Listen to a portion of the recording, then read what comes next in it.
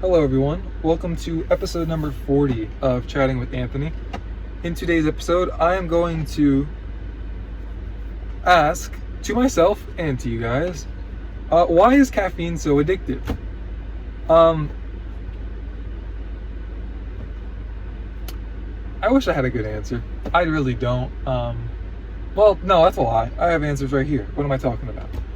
But in terms of the practicality of I wish that I didn't feel so attached to it.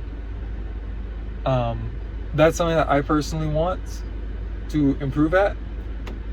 But at the same time, having ambitious goals, like using the caffeine, has certainly helped me get closer to that. And so again, I will touch more on that in the video, but essentially, I'm just gonna jump right into it, sorry. The way caffeine works is it blocks your adenosine receptors. Now, adenosine is a neurotransmitter that enables sleep or relaxation. So essentially, that's how your body knows that it's tired. Your body just essentially sends that signal in the same way that you have hunger signaling that like your ghrelin and leptin, I think it's called. I forget exactly how it works. I'd have to look into it, but I know ghrelin is I think it's the hormone that makes you hungry, if I'm remembering this properly. In the same way, adenosine is what tells you that you're tired. Like, for example, I took caffeine earlier, so thankfully my adenosine receptors are somewhat inhibited. But I'm definitely feeling the adenosine coming through right now. But that's also not necessarily a bad thing. It means that I've worked hard today. It could also just mean I haven't slept enough, which just throwing it out there. Just because you're tired doesn't mean like you've done great, pat yourself on the back. But I know I've done a good amount of work today, so I'm content. Even though I'm not as close to my goals as I want to be, I'm content in that factor at least.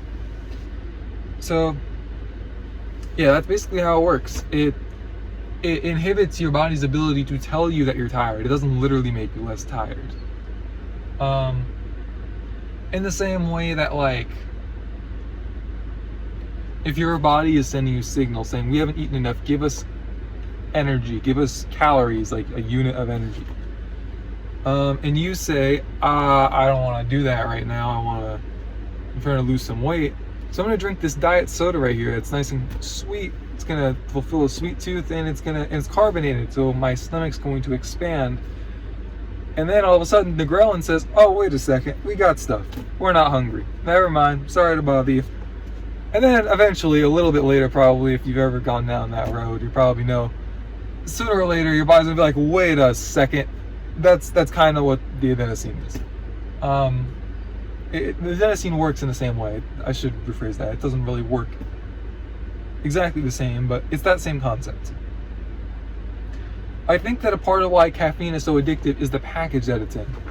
Now, caffeine on its own is addicting for the reason I just explained. Like, it literally makes you less tired, and it makes you, I don't want to say that, that's a point I'm going to make later.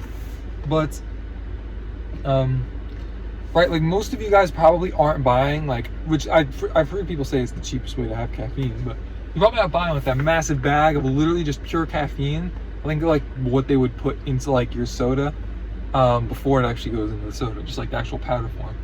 You're probably not just buying that and throwing it in a protein shake. You're probably, or just drinking it like plain Jane. You're probably enjoying a specialty coffee of some kind with milk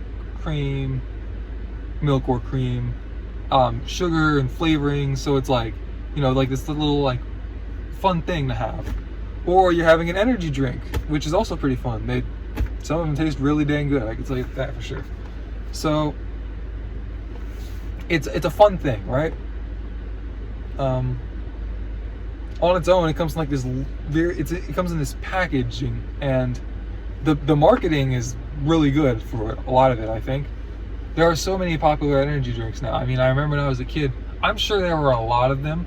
When I was a kid, I mean, I knew of Monster and Red Bull, and I felt like that was really all I really heard about. It also helped that I don't think I had an energy drink for the first time until junior or senior year of high school. But yeah, that was to the extent my knowledge of the popular brands. Now Monster and Red Bull are both still around and prevalent. There's also Celsius. What was the other one I was just thinking of? C4.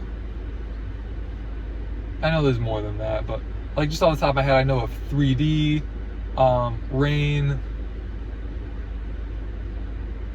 And again, forgive me, I don't have a list of them, so I'm just going off the top of my head. But and it also helps that it's positioned itself as a part of the fitness industry. The fitness industry, there's a lot of money to be made in fitness style products. A lot of these energy drinks, I don't know if you could have like 15 years ago, maybe you could have, but you go to like GNC, they have so many different kinds of energy drinks and like almost every flavor, it feels like, for the different brands that they carry. So essentially what I'm saying is these drinks that have the caffeine in it, which make you feel good, like internally, like physically, let me put it like that, make you feel good mentally, because the dopamine it's associated with the enjoyment of consuming said beverage. So the caffeine is a part of the package essentially, which helps make it more enjoyable. Think about it to an extent, like the caffeine's what draws you in, but the experience is why you want to buy it. In the same way that if you're a basketball fan, like I live in Florida, so if you're like a Heat or a Magic fan, for example, basketball is probably what draws you in, the sport itself. But you're gonna pay all that money for the tickets, for potentially parking, for concessions at the game, etc., etc. You're paying for an experience. You're paying all that money not just watch basketball. You could just sit on your couch and do that. Especially nowadays, with all technology, you can watch a game in 3D. You pause the game and go to the bathroom and come back. You don't even have to wait for like a commercial break. You don't have sweaty and smelly people all around you. You don't have loud, obnoxious people around you, unless the people at home are like that. I'll leave that one up to you if that's the case. But, and who am I kidding? You could have sweaty and smelly people around you at home. But the reality is, you can control more of the factors at home. And I mean, I think especially going to a ball game was definitely more of a, it made more sense to pay extra to go to a ball game 40, 50 years ago, when you had to sit there on a little television and watch it. And a lot of the games, because the sports weren't nearly as popular as they are now, a lot of the games were on tape delay, so you would have to stay up till 2 a.m. to watch the NBA finals or the March Madness, the college basketball championship, for example. Yeah, so you do what you want with that. Information about sports and why you probably shouldn't be going to, I wouldn't say why you shouldn't be going to games, what you should factor in if you're thinking about going to a game. But the reality is, the caffeine, as I said, makes us more productive, so it makes sense to do it. If you are a person who cares about yourself, your well-being, the well-being of others around you, you want to accomplish goals in your life, whether it's fitness or business or whatever else it might be, the caffeine will probably help you.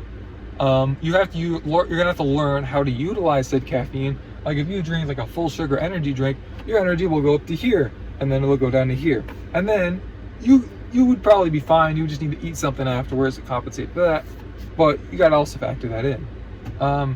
If you're like me, caffeine, especially on an empty stomach, will make you fairly jittery, depending on the quantity, of course. It's not eat some dark chocolate and wait 30 minutes. To be fair, dark chocolate's very filling. Bad example. But anyways, it's not if you have 20 milligrams of caffeine on an empty stomach, you probably won't be really jittery unless you have a really low tolerance for it. But the point still stands. You're gonna have to learn how to use it, but it's a very, very, very useful tool, and it, depending on how you go about consuming it, it's not all that expensive. Personally, I don't mind just black coffee. I actually kind of enjoy it sometimes. If I have a sweet tooth, the thought of it is a little bit disgusting.